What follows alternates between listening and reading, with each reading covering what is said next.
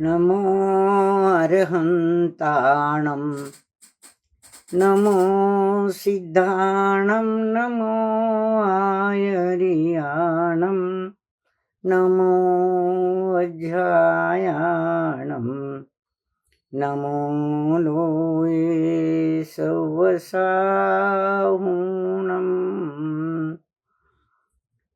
मोक्षमार्गस्य नेतारं भेतारं कर्मभूभृतां ज्ञातारं विश्वतत्त्वानां वन्दे तद्गुणलब्धये त्रैकाल्यं द्रव्यषट्कं नवपदसहितं जीवषट्कायलेशा पञ्चान्ने चास्तिकाया व्रतसमितिगति ज्ञानचारित्रभेदा इत्येतन्मोक्षमूलं त्रिभुवनमहिते प्रोक्तमर्हद्भिरीशे प्रत्येति श्रद्धदाति स्पृशति च मतिमान यः स वै शुद्धदृष्टि सिद्धे जयपसिद्धे च विहाराहणाफलं पत्ते वन्दितारहन्ते वोच्छम् आराहणाकमसो उज्जवणम् उज्जवणं निवहणं साहणं च निच्चणं दंसणान चरित्र तवाणमाराहणाभणीयाम् ओंकारं बिन्दुसंयुक्तं नित्यं ध्यायन्ति योगिनः कामदं मोक्षदं चैव ओंकाराय नमो नमः। अविरल शब्दगणौघ प्रक्षालित सकल भूतलमलकलंका मुनिभिरुपासित तीर्था सरस्वती हरतु नो दुरितान् अज्ञानतिमिरान्धानां ज्ञानाञ्जनशलाकया चक्षुरुन्मीलितं येन तस्मै श्रीगुरवे नमः। श्रीपरमगुरवे नमः। परम्पराचार्य गुरवे नमः। सकलकलुषविध्वंसकं श्रेयसां परिवर्धकं धर्मसम्बन्धकं भव्यजीवमनप्रतिबोधकारकमिदं शास्त्रं श्रीमूकमाटी नामधेय अस्य मूलग्रन्थकर्तारः श्रीसर्वज्ञदेवः तदुत्तरग्रन्थकर्तारः श्रीगणधरदेवः प्रतिगणधरदेवः तेषां वचोऽनुसारमासाद्य आचार्य विद्यासागरजी विरचितग्रन्थमिदं मङ्गलं भूयात्। मङ्गलं भगवान् वीरो मङ्गलं गौतमो गणे मङ्गलं कुन्दकुन्दाद्यो जैनधर्मोऽस्तु मङ्गलम्। सर्वमङ्गलमाङ्गल्यं सर्वकल्याणकारकं प्रधानं सर्वधर्माणां जैनं जयतु शासनं जैनं जयतु शासनम्। आचार्य गुरुवर्ष के विद्यासागर जी के चरणों में त्रिवार नमोस्तु नमोस्तु नमोस्तु। सभी गुरुवरों के चरणों में त्रिवार नमोस्तु नमोस्तु नमोस्तु। सादरमी बहनों और भाइयों, सस्नेह जय जिनेन्द्र। गत रविवार को हमने देखा था कि सागर ने अभी भी धरती का पीछा नहीं छोड़ा है, दुष्टपना उसका कायम है। और जो 3 बदलियों से काम नहीं बना तो उसने 3 बादलों को भेजा, और 3 बादलों से भी जरा काम नहीं बना देखकर उसने अब राहु को ललकारा। राहु को बहुत सारी मुक्तामणि आदि रत्नों की राशियां भेंट दी। राहु ने उसे स्वीकार किया और राहु सूर्य पर छा गया, और ये देखते हैं कि सूर्य में ग्रहण लग गया, जिससे सारे धरती पर कुछ अंधियारा सा एक प्रकार से हो गया। इसके लिए आचार्य श्री ने एक बहुत सुंदर उदाहरण दिया है कि पहले गुरवेल जो होती है पहले ही कड़वी होती है, और फिर अगर वो नीम पर चढ़ी तो और भी कड़वी हो जाती है।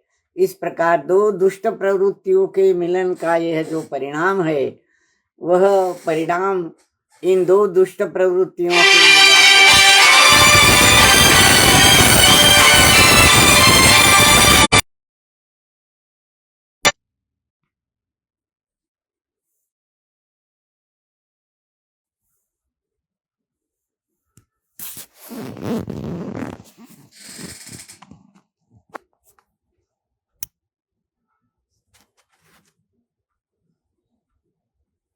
माफ करिए, बीच में ही किसी अनजान में फोन आ गया है, इसलिए डिस्टर्ब हो गया, थोड़ा सा अवरोध पैदा हो गया। फिर से शुरू करते हैं। तो क्या कह रही थी मैं कि दो दुष्ट प्रवृत्तियां जब एक साथ मिल जाती है तो इसका क्या परिणाम होता है, इसके बारे में आचार्य ऋषि हमें कुछ बता रहे हैं। हम एक उनकी सोच जो है वो सोच हम इसमें थोड़ा सा अध्ययन करेंगे। हम 237 पेज पर चल रहे हैं। जरा स्वास्थ्य की अनुकूलता नहीं है, क्षमा करें, कम भी दिख रहा है आंखों से। तो आगे कहते हैं आचार्य श्री, आरंभ करते हैं 237 पेज पर। भली बुरी भविष्य की गोद में है, करवटे लेती पड़ी अभी, इस पर भी दोनों के मन में चैन कहाँ, आकुलता कई गुनी बढ़ी है। दिन में रात में आंखें बंद करके, दिन में रात में प्रकाश में तम में आंख बंद करके भी दोनों प्रलय ही देखते हैं। प्रलय ही इनका भोजन रहा है, प्रलय ही इनका प्रयोजन रहा है। किसका प्रयोजन? इन दो दुष्ट प्रवृत्तियों के बारे में बात करते हैं आचार्य श्री। कैसी है ये दुष्ट प्रवृत्तियां? ये दुष्ट प्रवृत्तियां एक तरह से मन में कुछ भयभीत भी है मन में भयभीत है, ठीक होगा या नहीं, भला होगा या बुरा होगा, क्या होगा, सब भविष्य की गोद में है, क्या जो होना है हो गया, भविष्य की गोद में हो जाएगा, वो क्या होना है वो हमको पता नहीं होता है। इस प्रकार इन दुष्ट प्रवृत्तियों के लोगों के मन में भी आगे क्या होने वाला है, हमारे इन दो दुष्ट प्रवृत्तियों के मिलन से क्या कार्य सिद्धि होगी या नहीं होगी, इसकी चिंता मानो उन दोनों को सता रही है। और भली बुरी भविष्य की गोद में है, करवटे लेती घड़ी अभी, घड़ी करवटे ले रही है, समय करवटे ले रहा है, समय भी नहीं जानता, घड़ी भी नहीं जानती कि आगे क्या होने वाला है। इस प्रकार दोनों के मन में भविष्य के प्रति एक प्रकार की चिंता भरी उत्सुकता मन में है। इस पर भी दोनों के मन में चैन कहाँ? उन दोनों दुष्ट प्रवृत्तियों के मन में चैन नहीं है।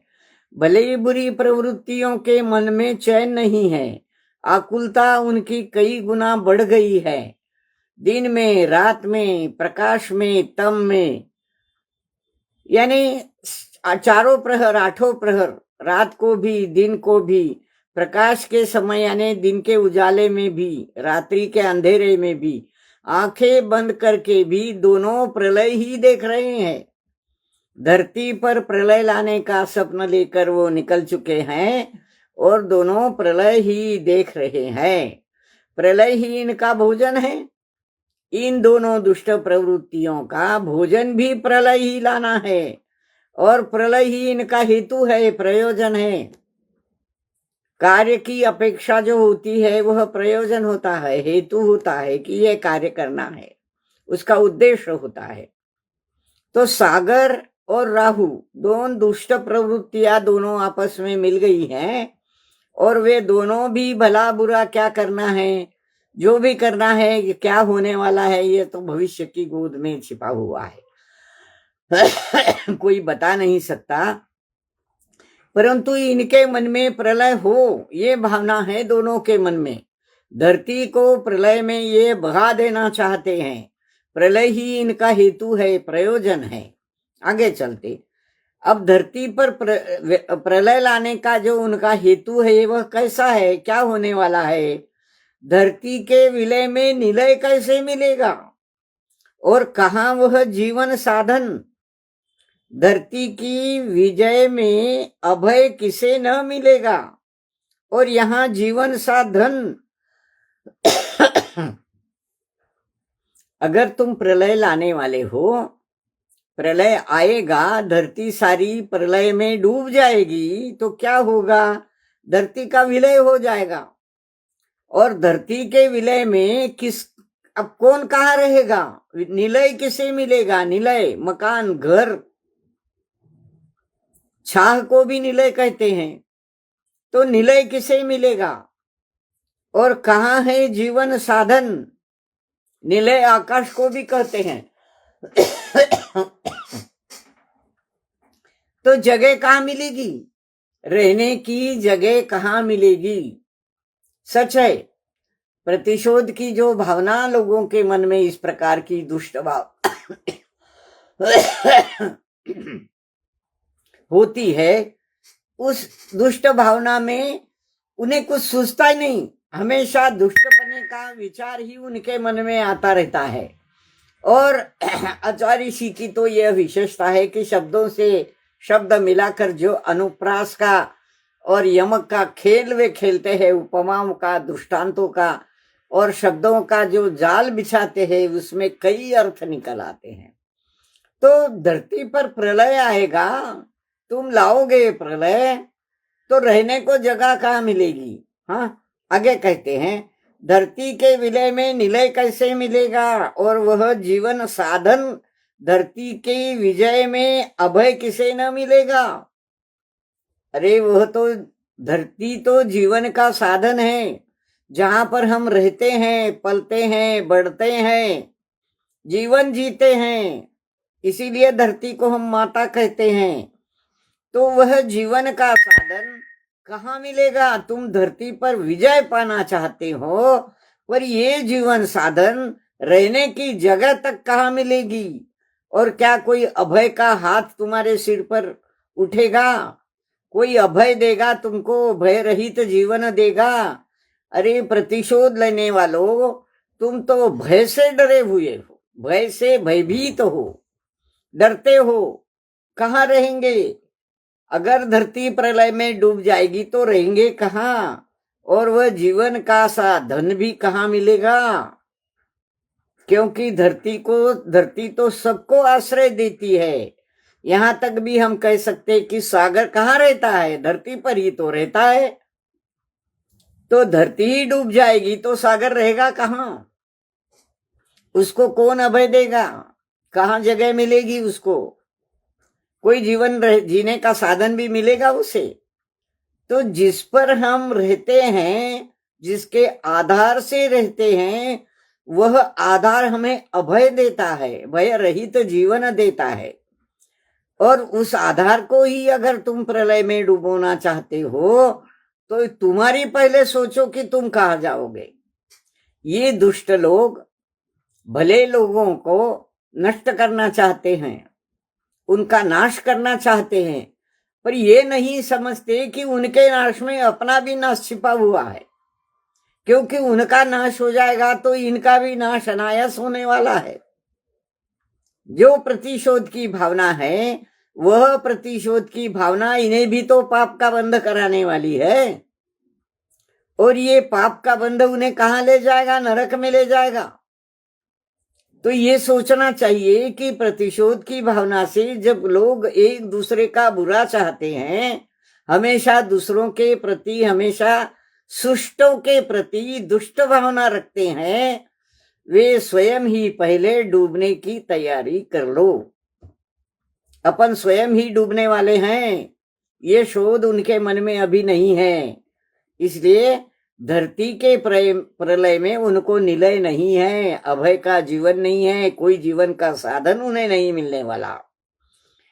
हमें, तुम्हें और उन्हें, यहाँ कोई चाहे जिन्हें, हाय, परंतु कहाँ प्राप्त है इस विचार का विस्तार इन्हें?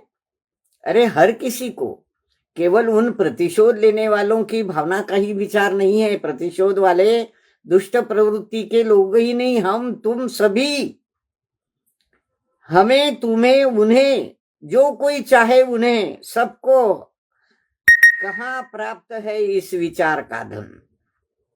इस विचार का धन किसी को प्राप्त नहीं है। कोई सोचता तक नहीं है कि किसी का नाश करने में पहले हमारा नाश छिपा हुआ है, उसका नाश करने से हमारा भी नाश होता है। किसी का नाश करने वाला ये पाप का बंध कराने वाला है, नरक में ढकेलने वाला है और संसार चक्र में घुमाने वाला है। जन्म जन्म पर तक हम घूमते रहेंगे, कभी इससे मुक्ति नहीं मिलने वाली। प्रतिशोध की भावना, दूसरे के प्रति दुष्टपने की भावना, यह भावना अपने नाश का कारण बनती है। यही जैन दर्शन ने सिखाया है, यही आचार्य ऋषि यहाँ उद्घोषित कर रहे हैं। इसका तो विचार भी किसी को प्राप्त नहीं होता। हमें तुम्हें सबको, आजकल हर किसी को ये सोचना जरूरी है कि किसी के नाश में हमारा नाश छिपा हुआ है। कुटिल व्याल चाल वाला, कराल काल गाल वाला, साधु बल से रहित हुआ, बाहुबल से सहित हुआ। आगे और थोड़ा सा लेते हैं, पृष्ठ 238 पर चल रहे हैं। वराह राह का राही राहु, हिताहित विवेक वंचित, स्वभाव से क्रूर क्रुद्ध हुआ, रौद्र पूर रुष्ट हुआ, कोलाहल किए बिना, एक दो कवल किए बिना, बस साबूत ही निगलता है प्रताप पुंज प्रभाकर को। राहु का वर्णन है सारा ये। कैसा है राहु? यह राहु कुटिल व्याल चाल वाला है। व्याल सियार को कहते हैं, लोमड़ी को। तो कुटिल चाल है, वो दबे पाव आता है, पता नहीं चलने देता, और जो कुछ खाने की चीजें होती है चुरा कर खाकर भाग जाता है। इस प्रकार कुटिल व्याल चाल वाला, कराल काल वाला, इसका काल कराल है, इसका काल कराल वाला गाल है, इसका इतना बड़ा मुंह है, इसका गाल इतना बड़ा मुंह है, वो कराल काल है। कराल काल बोले तो उसका दुष्ट प्रवृत्ति का दर्शन उसके गाल में हो रहा है। इतना बड़ा गाल है कि अरे ऐसे गाल वाले हो तुम कि काल जैसे हो। यहाँ काल शब्द समय के लिए नहीं आया है, यम के लिए आया है। यम जैसे किसी जीव को उठा ले जाता है, मानो निगल लेता है, उसी प्रकार किसी राक्षस का जो मुंह होता है बहुत बड़ा होता है और वह सब कुछ निगलता जाता है, बकासुर जैसा। तो कराल काल गाल वाला कैसे हो तुम राहु? साधु बल से रहित, सच्ची भावना, साधु भावना, अच्छी भावना, कल्याण की भावना, आत्महित की भावना, साधु बल से रहित है तू। हे राहु, तू तेरे में जरा सा भी साधुपना नहीं है, तेरे में साधुत्व नहीं है, जरा सा भी अच्छा भाव नहीं है, किसी का भला हो ऐसा कोई भाव तेरे में नहीं है। और इस प्रकार तू साधु बल से रहित हुआ है। और कैसा है? बाहुबल सहित हुआ है। अपने बाहुबल पर तुझे घमंड है, बाहुबल है तुझ में, बाहुबल से तू सहित हुआ है। बाहुबल अब अपने शरीर के बल से जो युक्त होता है किसी पहलवान जैसा, तो वह अपने क्या इसको बजाता है अपने बाहु ठोकता है, इस प्रकार अपने शक्ति का प्रदर्शन करता है। तो वह बाहुबल वाला यम के गाल जैसा, किसी राक्षस के गाल जैसा दुष्ट प्रवृत्ति से भरा हुआ यह राहु कैसा है?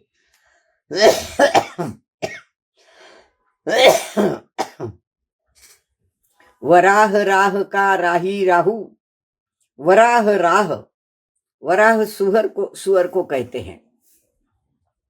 सुअर की चाल कैसी होती है? टेढ़ी चाल होती है। सब ऐसा इधर उधर घूम के चुपचाप आकर के और हमला बोल देता है। जो जंगल में रहने वाले वराह होते हैं, सुअर होते हैं, बड़े दुष्ट होते हैं। तो वराह राह का तू राही है, तू राहु नहीं। सुअर जैसे चाल का तू राही है।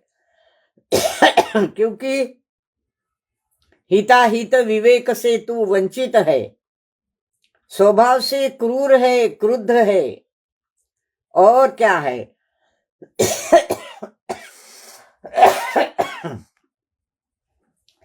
रौद्र का तू पूर है, रौद्रपुर। रौद्र क्या है?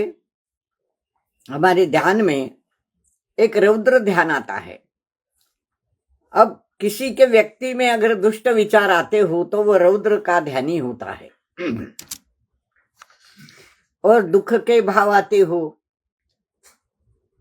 हमेशा दुख करने के, रोने के ऐसे भाव आते हो, आर्तता, तो आर्द्र रौद्र होता है। तो आर्द्र रौद्र यो दोनों अप्रशस्त ध्यान कहलाते हैं। रौद्र भाव का निर्माण होना यानी दुष्टपने का निर्माण होना।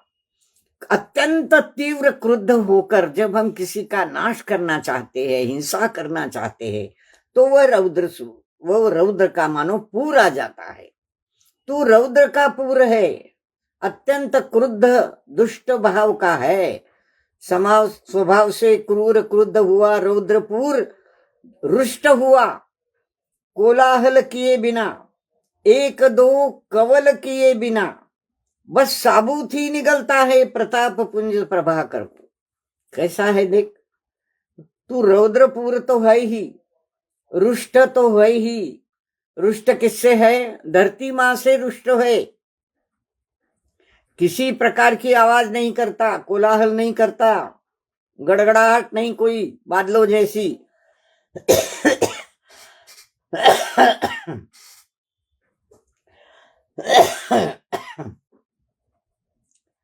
और तू एक दो ग्रास भी नहीं खाता, एक दो कवल किए बिना बस साबुत ही निकलता है सूरज प्रभाकर को। कैसा है सूरज? प्रताप पुंज प्रभाकर, अत्यंत प्रतापवान, अत्यंत शौर्यवान, तेज पूर्ण ऐसा सूर्य, ऐसा प्रभाकर, उसे तू एक दो ग्रास में निकलना नहीं चाहता, पूरा की पूरा ही निकलना चाहता। इतनी क्रुद्धता तुझ में भरी हुई है कि तू पूरा की पूरा सूरज को निकलना चाहता है।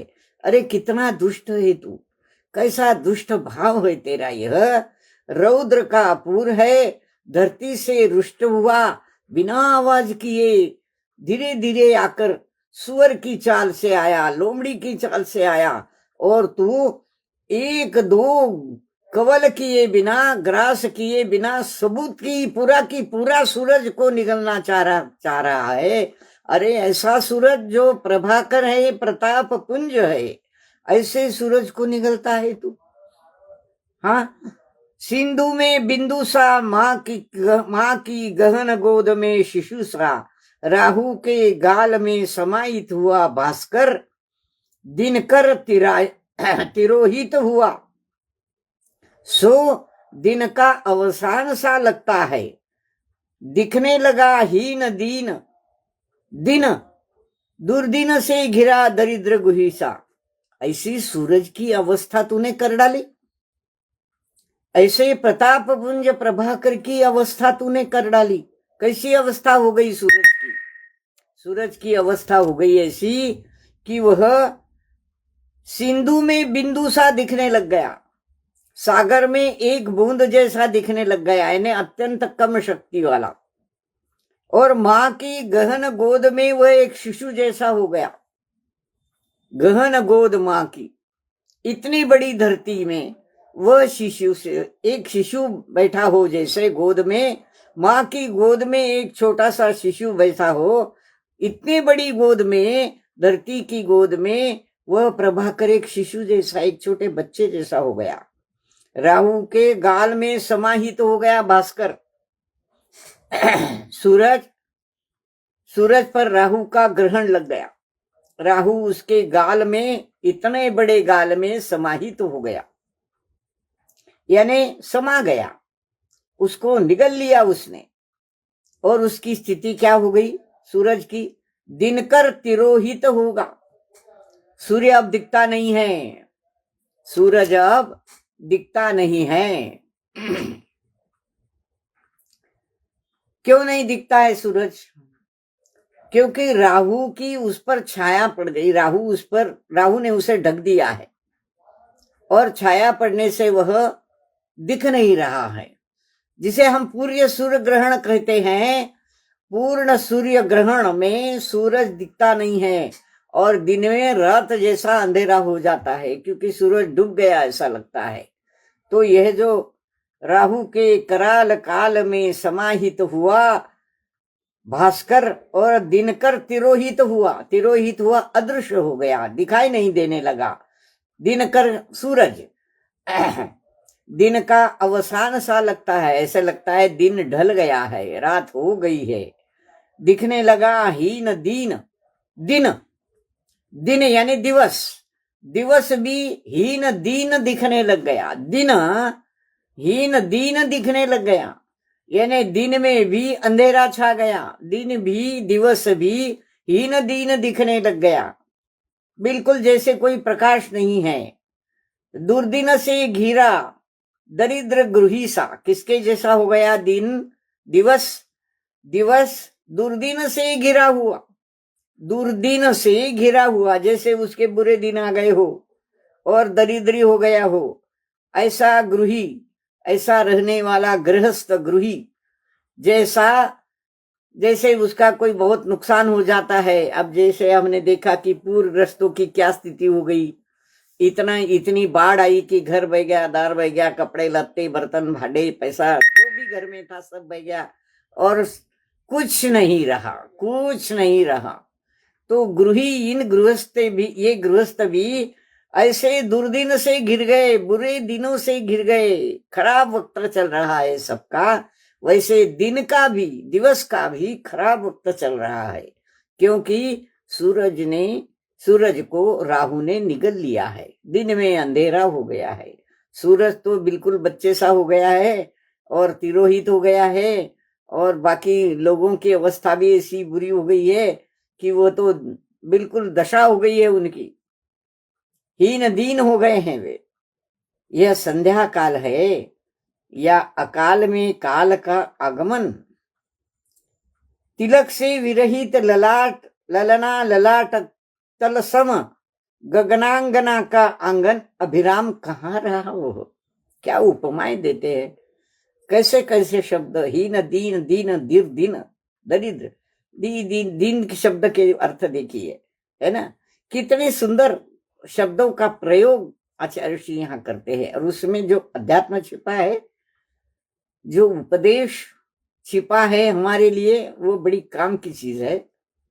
कैसी स्थिति हो जाती है जब प्रतिशोध की भावना साधु प्रवृत्ति पर विजय पा लेती है, उनका बहुमत बढ़ जाता है, तो जो सच्चे साधु है उनकी दशा क्या हो जाती है, उनकी स्थिति क्या हो जाती है, और फिर भी वे कैसे है, सब कुछ बताते हैं आचार्य श्री। आगे की पंक्तियों में, छंदों में कहते हैं, ये संध्या काल है ना, अकाल में काल का आगमन, अकाल में काल का आगमन। शाम का समय होता है, संध्या काल होता है। संध्या काल किसे कहते हैं? सूरज डूबने का काल और रात के उगने का, यानी आरंभ होने का काल, रात्रि के आरंभ का काल, प्रारंभ का काल, और सूरज के डूबने से दिन की समाप्ति का काल, वो होता है संध्या काल। तो यहाँ संध्या काल का समय है ना, तो इस संध्या काल में क्या हुआ? ऐसा हो गया राहु का निकलना जैसा अकाल में यम का आगमन हो गया, अकाल में यम का आगमन हो गया। अकाल तो है ही पहले, और उसमें यम आ गया निगलने सबको, ऐसा राहु आ गया। ये स्थिति हो गई। और कैसी स्थिति, इसको दृष्टांत देखिए कितना सुंदर।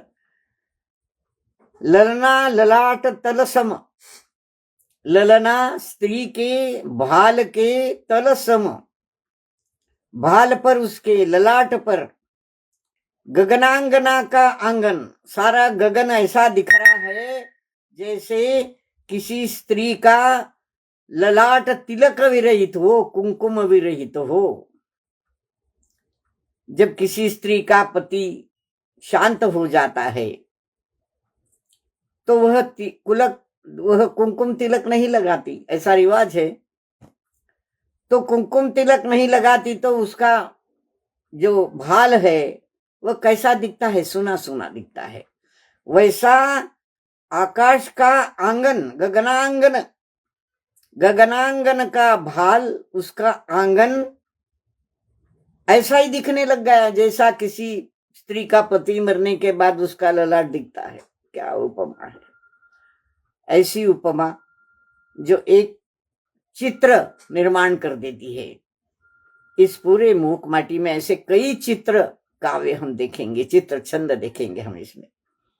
ऐसा अभिराम कहाँ रहा वो, गगनांगना का आंगन अभिराम कहाँ रहा वो, गगनांगन के आंगन में चमकने वाला वह अभिराम सूरज कहाँ गया, क्यों ये स्थिति हो गई।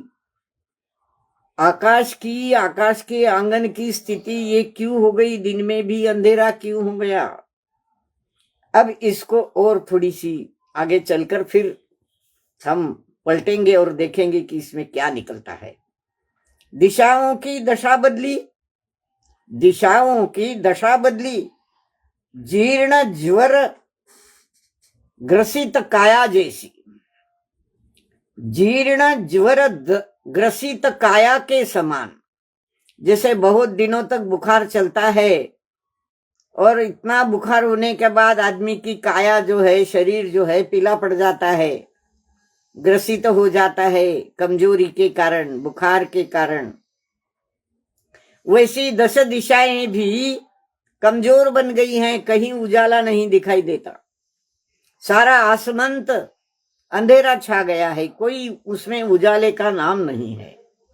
और क्या कहते हैं, कमल बंधु नहीं दिखा सो, कमल दल मुकुलित हुआ, कमनीयता में कमी आ गई अक्रम, वन का उपवन का जीवन वह मिटता सा लगता है। जब सूरज का प्रकाश ही नहीं रहा तो कमल जो खिला था, कमल खिला था, वह अब खिला नहीं है, क्योंकि अंधेरा होते ही कमल की दल, कमल की पंखुड़ियां मिटने लगती है और सूरज के उगते ही कमल की पंखुड़ियां खिलने लगती है। तो कमल बंधु नहीं दिखा। कौन है कमल बंधु? ये प्रभाकर कमल बंधु है। कमल को खिलाता है, कमल को मिटाता भी है। जब चला जाता है, संध्या काल होता है तो कमल मिट जाता है, और जब उषक काल होता है, सूरज उगता है तो कमल खिलता है। कमल दल मुकुलित हुआ, कमनीयता में कमी आ गई, उसकी कमनीयता में, उसकी सुंदरता में कमी आ गई। क्यों कमी आ गई? क्योंकि अंधेरा छा गया और कमल की पंखुड़ियां मिटने लगी। कमल दल मुकुलित हुआ, कमनीयता में कमी आ गई। जो कमल सूरज को देखकर खिलता है उसकी पंखुड़ियां अब मिटने लग गई। वन उपवन का क्या हाल है? वन उपवन का जीवन वह मिटता सा लगता है। सारे वन उपवन में भी यही दशा है। सूरज के जाने से या अंधेरा होने से ग्रहण के कार्य में वन उपवन भी यही स्थिति आती है, मिट रहा है जैसा वन उपवन। कोई उनमें जागृति की अवस्था नहीं दिखाई देती। अगले पेज पर चलेंगे हम। पवन का पीवन संजीवन लुटता सा लगता है, अग्नि मित्र है ना पवन का, तेज तत्व का स्रोत है ना सूर्य। पवन का पीवन संजीवन, लुटता सा लगता है। पवन, हवाएं, वायु, उनका पीवन संजीवन क्या है? पीवन यानी पीने का जल, उसे पीवन कहते हैं। पीवन क्या है? जो संजीवन है, संजीवनी देता है, जिलाता है हमें। पानी पिए, अगर हम पानी नहीं पीते तो हमारा जी घबराने लगता है। तो पवन का जीवन संजीवन क्या है? पवन का जीवन संजीवन वह शुद्ध हवा है, वह पवन का जीवन संजीवन है। पवन को वह जिलाता है। और अब क्या है, जब ग्रहण लग गया तो वह भी लूट रहा है। पवन का जीवन संजीवन भी लूट रहा है, यानी हवा नहीं बह रही है, शुद्ध हवा नहीं बह रही है। अग्नि मित्र है ना पवन का, तेज तत्व का स्रोत है ना सूर्य। अग्नि मित्र है ना पवन का मित्र अग्नि है। क्यों? कि जब हवा देता है पवन अग्नि को, तो अग्नि प्रज्वलित होती है। अग्नि को हवा देने से अग्नि प्रज्वलित होती है। तो अग्नि मित्र है ना पवन का, वो अग्नि पवन का मित्र है। क्योंकि अग्नि में तेज तत्व है। किसका? सूर्य का तेज तत्व जैसा है वैसा अग्नि में भी तेज तत्व है। अरुक अथक पथिक होकर भी पवन के पद थमे हैं आज, मित्र की आजीविका लूटती देखकर। क्यों? पवन के पद क्यों थमे हैं? अरुक अथक पथिक होकर भी। कैसा है पवन? कभी रुकता नहीं, कभी थकता नहीं। वह अपने मार्ग का पथिक है। पथिक है, हमेशा जो पथ पर चलता रहता है, वह राहगीर जो होता है वह पथिक है। पथिक होकर भी यानी निरंतर चलने वाला होकर भी उस पवन के पद थम गए हैं आज। वह पवन अब बह नहीं रहा है। मित्र की आजीविका लुटती देखकर। कौन मित्र? उसका अग्नि मित्र।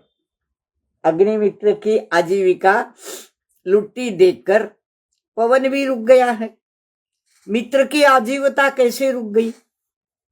अग्नि की आजीवता कैसे रुक गई?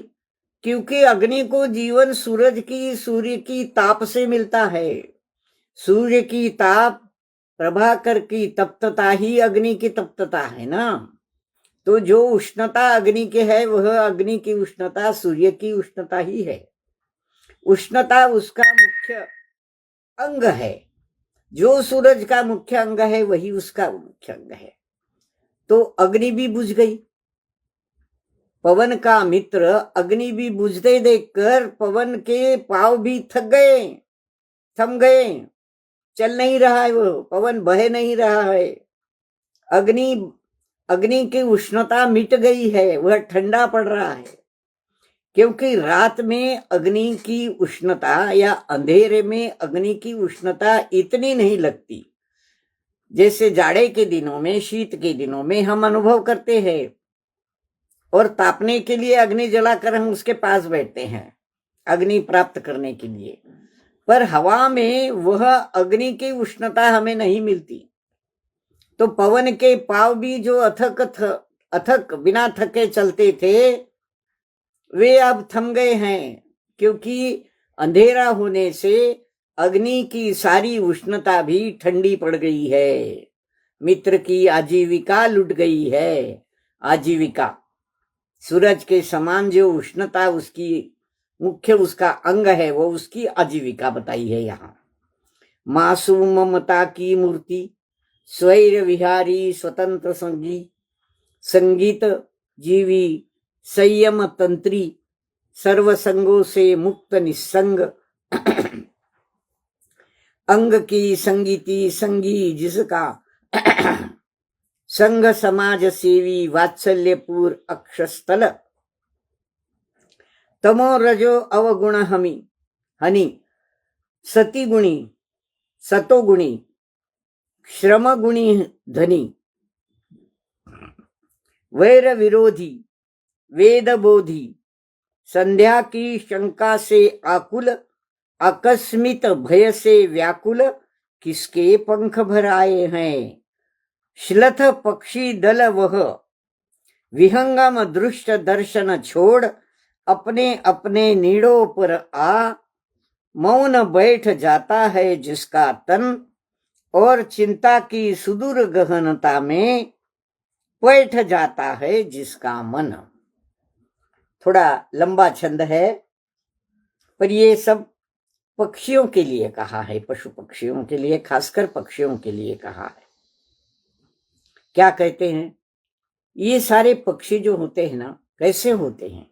मासूम ममता की मूर्ति, अत्यंत मासूम निरागस छोटे बालक जैसे, स्वैर विहारी, स्वैर विहार करते हैं गगन में, किसी का बंधन नहीं है उन पर। स्वतंत्र संगी, जिनकी संज्ञा, जिनका ज्ञान, जिनकी भाव भावनाएं स्वतंत्र है, उन पर किसी का नियंत्रण नहीं होता। यहां मत बैठ, वहां मत बैठ, ये मत खा, वो मत खा, कोई नियंत्रण नहीं।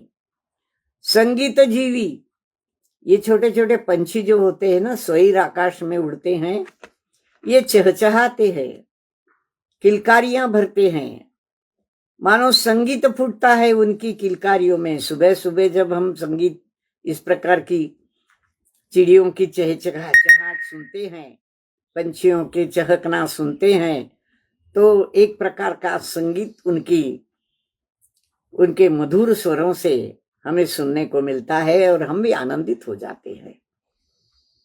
हमेशा देखिए, मैं हमेशा कहती हूं कि कोकिल, हमेशा कहते हैं कि कोकिल पंचम स्वर में गाती है। संगीत का जिनको ज्ञान है वो जानते हैं कि 3 स्वर जो होते हैं वो शुद्ध स्वर कहलाते हैं। एक सा और एक प, और पुनः उच्च स्वरित तीव्र स्वर का सा, मध्यम सा, पंचम और तीव्र सा, ये तीनों शुद्ध स्वर है। तो कोकिल पंछी भी शुद्ध स्वर में गाता है। यहाँ सारे संगीत जीवी पक्षी भी चहचहाते हैं, किलकारियां भरते हैं, किलकिलाते हैं, चहचहाते हैं। ये संगीत जीवी है। इनके संगीत पर कोई नियंत्रण नहीं कर सकता, न उनकी कोई परीक्षण करता है। वे संयम तंत्री है। क्या शब्द, एक एक देखिए शब्द, आप जितनी गहराई में आप पहुंचेंगे इसके आनंद आएगा आपको। ये संयम तंत्री है। तंत्री किसे कहते हैं? तंत्र विद्या को जो जानने वाला है वो तंत्री है। अब तंत्र विद्याएं कौन सी होती है, इसके विश्लेषण में भगवान मुझे न बुलाए, परंतु तंत्र विद्या को जानने वाला तंत्री होता है। और ये तो पंछी जो आकाश में स्वैर विहार करते हैं, उड़ते हैं और संगीत का आनंद उठाते हैं, दूसरे को भी देते हैं, वे स्वतंत्र संगी है और संयम तंत्री है। संयम का तंत्र जानने वाले हैं, संयम तंत्री है, संयम का तंत्र जानते हैं। जैसे कोई वाद्य बजाता है और उनमें तारे छेड़ता है, तो तारों का छेड़ना भी एक तंत्र कहलाता है, विद्या कहलाती है। संगीत विद्या, वादन विद्या, गायन विद्या, कई तरह की विद्याएं संगीत में होती है। तो ये संगीत तंत्री तो संयम तंत्री है। इनके संगीत में भी संयम भरा है। बेसुरा नहीं गाते, बेसुरा नहीं गाते। संयम से जितना कंठ कार्य कर सकता है उतना ही गाते हैं, उतने ही स्वर इनके कंठ से निकलते हैं। अन्य स्वर का आस्वाद नहीं लेते। विशेष बात यह है, देखिए संयम तंत्री क्यों कहा? संयमी जो होता है वह संयमी अन्य विद्याओं का आश्रय नहीं करता, अपने संयम तंत्र को संभालता है, उसकी ही आराधना करता है। थोड़ा और आगे जाएंगे अपन, इसको पूरा पहले समझ लेते हैं कि ये पंछियों के क्या स्थिति हो गई है। वे संयम तंत्री है, सर्व संगों से मुक्त निसंग है अंग ही संगीती संगी जिनका, अंग ही संगीती संगी जिसका, संघ समाज सेवी वात्सल्यपूर वक्षस्थल, मैंने गलती से अक्षस्थल गाया, माफ करिए, वक्षस्थल तमो रजो अवगुण हनि। कैसे ये है अंग ही संगीती संगी जिसका, जिनका अंग ही संगीती है, यानी हमेशा उनके अंग अंग से संगीत फूटता है, अर्थात वे अत्यंत हमेशा आनंद में रहते हैं, हमेशा आनंद का अनुभव करते हैं। किसी पंछी को कभी दुख में हमने रोते हुए देखा है? कुत्ता रोता है, बिल्ली रोती है, पर पंछी कभी नहीं रोते। पंछी चहचहाते रहते हैं। वे सर्व संगों से मुक्त है, निस्संग है, अंग ही संगीती संगी जिसका, उनका संगीती कौन है, उनका अंगी कौन है, अंगी यानी जो अंग में उनके साथ है वह अंगी, वह अंगी कौन है, संगीत ही उनके अंग अंग में भरा है, आनंद ही उनके अंग अंग में भरा है, वह संघ समाज सेवी है, संघ समाज सेवी, संघ में रहना पसंद करते हैं, उनकी टोलियां निकलती है। आकाश में हम देखेंगे शाम के समय तो पंछी अपनी टोलियों में घूमते हुए नजर आएंगे, कई टोलियां एक के पीछे एक, सारे पंछी उड़ते रहते हैं एक दूसरे के संग। अगर वे पेड़ों पे भी रहते हैं तो कई पंछी पेड़ पर रहते दिखाई देंगे, यानी वे संघ प्रेमी हैं। इतना ही नहीं, वे समाज सेवी है, वे समाज की सेवा भी करते हैं। कैसी सेवा करते हैं? मधुर स्वरों से उनको लुभाते हैं, मधुर स्वरों से लुभाते हैं। सुबह सुबह चहचहाट सुनाकर, उनको मधुर संगीत सुनाकर उनको लुभाते हैं, उनकी सेवा करते हैं, उनको आनंद देते हैं। ऐसे ये संघ प्रेमी समाज सेवी पंछी कैसे हैं? वात्सल्य का उनमें पूर है, उनके वक्षस्थल में, उनके हृदय में वात्सल्य भरा हुआ है। और तमो रजो अवगुण हनि है, किसी प्रकार का तम रज ऐसा अवगुण उनमें नहीं है, उसका वे हनन कर देते हैं, उसका हनन होता है उनके जीवन में। तम रज गुण उनमें नहीं होता है, हमेशा सत्व गुण के वे धारक है, सत्व गुण के, सत्य गुण के वे धारक है। ऐसे पंछी सतोगुणी श्रम गुण धनी, सतोगुणी है, सत्वगुणी, सतोगुणी, सत्य का ही गुण का धारण करने वाले, आदर करने वाले, उसको स्वीकारने वाले, उनके उपादेय तत्व में सत्य गुण है, सतो गुण है, सत्व गुण है, संतों का सा गुण है। श्रम गुण हनि, श्रम गुणों का वे हनन करते हैं, वे श्रम करते हैं, पर केवल अपने जितना ही श्रम करते हैं जितना अपने को चाहिए, उससे अधिक परिग्रह नहीं करते। श्रम गुण के वे धनी हैं, सतोगुणी है, श्रम गुण के धनी हैं। वैर विरोधी वेद बोधी, किसी से वैर नहीं करते वे वेद बोधी है। बोधी ज्ञान, ज्ञान का वेदन करने वाले, संवेदन करने वाले, उनको ज्ञान है। पंछियों को भी इंद्रिय ज्ञान है, अगर कोई मारने आ जाए उनको तो झट से उड़ जाते हैं, वे स्वरक्षा करते हैं, उनको एक विशेष प्रकार का ज्ञान होता है, भाव उनके मन में भी होता है, उनकी इंद्रियां भी कार्यरत होती है। तो ऐसे वे वेद बोधी है, बोधी ज्ञान का वेदन करने वाले हैं। संध्या की शंका से आकुल हो गए, अब उनकी स्थिति क्या हो गई? ये तो उनके गुणों का वर्णन हुआ, पंछियों के गुणों का वर्णन हुआ। अब वे राहु ने सूरज को निगला, अंधेरा छा गया और संध्या का सा वातावरण हो गया, तो वे शंका से आकुल हो गए। अरे रात तो नहीं हो गई, आकस्मिक भय उनके मन में निर्माण हो गया। आकस्मिक भय से वे व्याकुल हो गए। जिनके पंख भर आए हैं ऐसे श्लथ पक्षी दल है वह। श्लथ थका हुआ, पसीने से तरबतर हो जाता है, वह श्लथ कहलाता है। वह मानो थक गए हैं, उड़ उड़ के थक गए, उनके पंख भर आए हैं, क्योंकि कहीं उजाला नहीं दिखता और वे वापिस अपने घर में, अपने नीड़ में, अपने घोंसले में आ गए।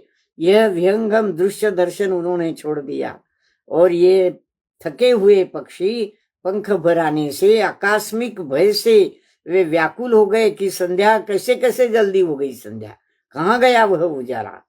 और वह यह विहंगम दृश्य दर्शन छोड़ अपने अपने नीड़ों में, अपने अपने घोंसलों में वे आ गए और मौन बैठे हैं बेचारे। उनका सारा तन, उनका सारा शरीर मौन हो गया है। कोई चहचहाट नहीं, कोई आवाज नहीं, कोई किलकिलाहट नहीं।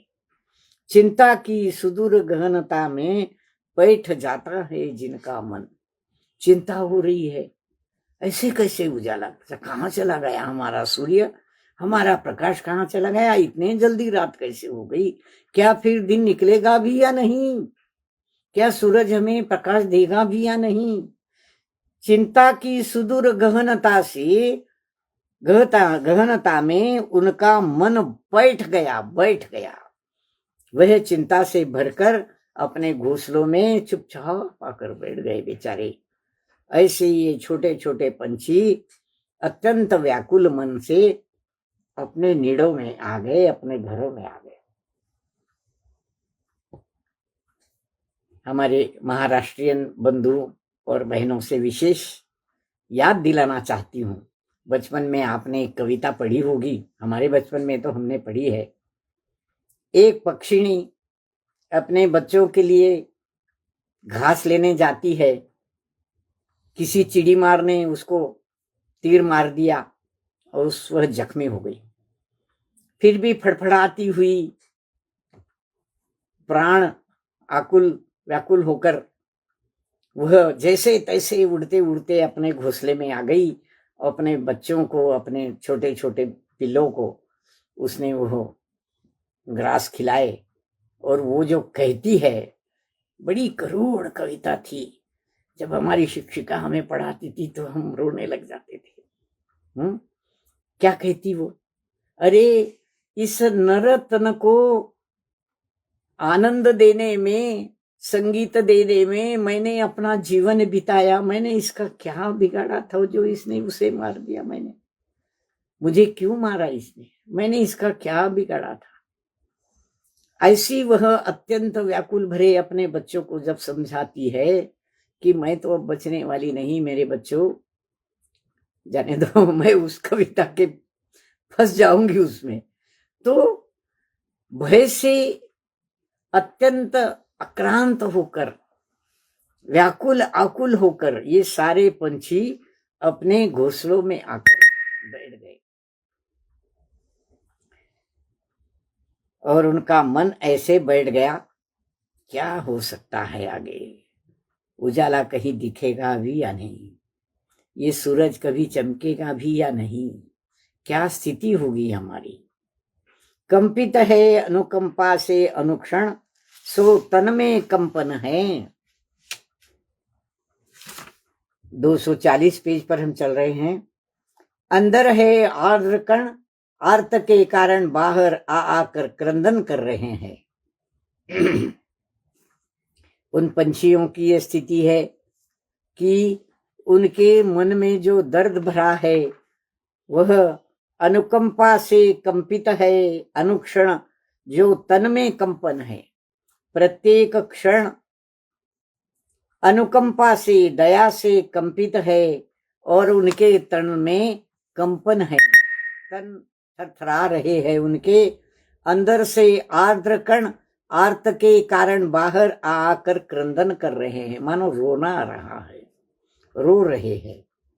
ये तो कल के ही कर्ण हैं, ये तो कल के ही कर्ण हैं, परंतु खेद है कल का रव कहाँ है वह कल रव। कोयल कंठ, कलकंठ का कंठ भी कुंठित हुआ, वन उपवन नंदन में केवल भर आया है, करुण क्रंदन आक्रंदन। क्या स्थिति हो गई? क्या हमारे कानों को कुछ सुनाई नहीं दे रहा है? अरे कान तो जो कल थे वही आज है। परंतु खेद है कि कल का जो रव था, कल जो आवाजें पंछियों की सुनाई देती थी, वह कल रव, वह आवाजें, वह चहचहाहट, वह किलकिलाहट, कल रव, चहचहाहट, किलकिलाहट, वह कल रव कहाँ गया? वह कोयल का कंठ, कल कंठ कुंठित तो हो गया। कोयल का कंठ कुंठित हो गया, कोयल भी नहीं गाना गा रही। वन उपवन नंदन में केवल भर भर कर आया है करुण क्रंदन आकरण। सब तरफ देखो करुण क्रंदन आक्रंदन भर भर कर आया है, वन में, उपवन में, बागों में, सब तरफ यही हाल है। रोना आ जाता है सब देखकर। सारे उपवन को, पंछियों को, सारी वस्तुओं को रोना आ जाता है ये बुरी स्थिति देखकर, अंधेरा देखकर। और ये रोना और भी कुछ पंछियों के बारे में आगे चर्चा है। हमारा समय हमें आवाज दे रहा है। ये सारा जो वर्णन है सृष्टि का, सारी जो ग्रहण काल की स्थिति है, इस ग्रहण काल की स्थिति का आचार्य श्री के मन में उमड़ते भावों का क्या अर्थ निकलता है, हम अगले रविवार को देखेंगे, क्योंकि थोड़ा लंबा है ये। और भी कुछ पशु पक्षियों की स्थिति आगे चलेगी और उसके बाद में हम देखेंगे कि आचार्य श्री के भाव इस ग्रहण काल में क्या आक्रंदन हो रहा है उनके मन में, और क्या उनकी भावनाएं कैसे फूट रही है, कहां से फूट रही है, और क्या विचार दे रही है हमारे लिए, क्या उपदिष्ट है हमारे लिए, क्या उपादेय है हमारे लिए, सब बता रही है वे। ये और आगे चलेगा, क्योंकि अभी तो बहुत पशु पंछियों की स्थितियां देखनी है हमें, और उन पर अगले रविवार को हम और चर्चा करेंगे। तब तक के लिए विराम करती हूँ। कोई गलती हो समझाने में, अर्थ में कोई चूक हो तो आचार्य श्री मुझे क्षमा करे, गुरुवर्जन क्षमा करे, साधर्मी बहनों और भाइयों क्षमा करे। कुछ स्वास्थ्य की अनुकूलता न होने से बीच में ही किसी का फोन आ जाने से अवरोध पैदा हो गया था, उसके लिए भी मैं क्षमा चाहती हूँ और यहाँ विराम लेती हूँ। जा वाणी के ज्ञान से सूझे लोकालोक, सो वाणी मस्तक नमो सदा देत हूँ। सभी भाई बहनों को जय जिनेन्द्र।